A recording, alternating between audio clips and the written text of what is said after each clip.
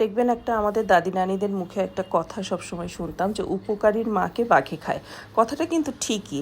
কারণ কি আজকালকার জমানায় আপনি ধরেন কাউকে উপকার করেছেন বা আপনি কাউকে টাকা ধার দিয়েছেন বা আপনি কাউকে চাকরি দিয়েছেন, তখন হবে কি যে যাকে এটা করেছেন, ধরেন কাউকে উপকার করে চাকরি দিয়েছেন, সে তখন তার যত যোগ্যতা আছে সব যোগ্যতা দেখায় ফেলবে আপনার যোগ্যতা বাদে, যে আপনি তাকে হেল্প করেছেন এবং চাকরিটা পাইতে সাহায্য করেছেন।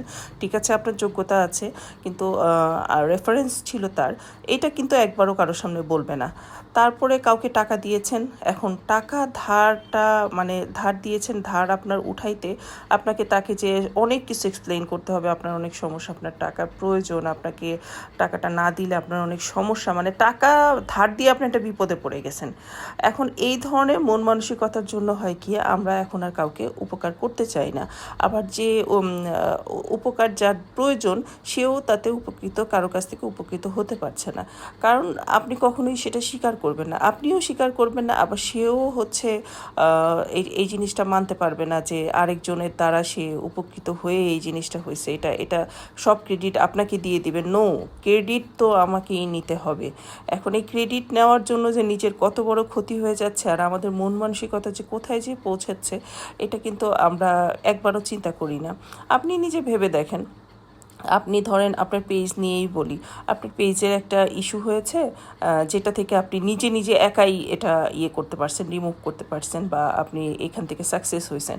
আপনি আরেকজনের সাথে শেয়ার করলেন, সে তারও একই প্রবলেম, সে কি করলো, সে নিজের মতো যে এই প্রবলেম থেকে সেও দেখা গেল উদ্ধার হলো, কিন্তু একটাবার আপনাকে থ্যাংক ইউ বলবে না, বা কোথাও আপনার নামে দুইটা কথাও লিখবে না যে আমি তার দ্বারা এটা উপকৃত হয়েছি এবং সে আমাকে বলাতেই আমি জানতে পেরেছি যে এটা এভাবে এখান থেকে বের হওয়া যায় বা এই সমস্যাটা থেকে সমাধান পাওয়া যায়।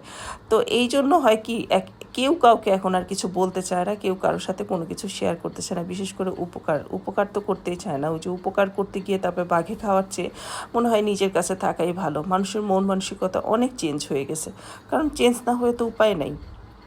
এভাবে যদি মানে একের পর একজনের উপরে ব্লেম করে দেওয়া যায়, বা এরকম টাকা ধার দিয়ে বা কোনো হেল্প করে যদি আরও সমালোচনার মুখে পড়া লাগে, তাহলে তার চেয়ে তো না করে চুপচাপ থাকাই ভালো, না কি বলেন আপনারা? আমার তো সেটাই মনে হচ্ছে ইদানিং। আমি যেমন অনেকের কাছ থেকে প্রতারিত হয়েছি, অনেকের অনেক কথা শুনে একেবারে ইমোশনাল, যেহেতু আমি একটি ইমোশনাল মহিলা, তো কেউ আমার সাথে ওরকমভাবে বললে আমি একদম দুঃখে কাতর হয়ে যাই, কাতর হয়ে কি করি সেটা করে ফেলি, করে ফেলার পরে তো খাই ধরা, তখন যে আর আমাকে আর কেউ উদ্ধার করতে পারেনি। এরকম অনেকবার, তখন আমার লাস্ট সম্বল আমার হাজব্যান্ড, তার কাছে যে সব কিছু অকপটে স্বীকার করে আমি এটা করেছি, তাকে এটা দিয়েছি, এখন সে আমাকে তো এটা রিটার্ন ব্যাক করছে না, এখন আমার কি করা যায়, এই হচ্ছে অবস্থা। আমার ঘরের লোকজনের এগুলো সব আমাকে নিয়ে অভ্যস্ত হয়ে গেছে।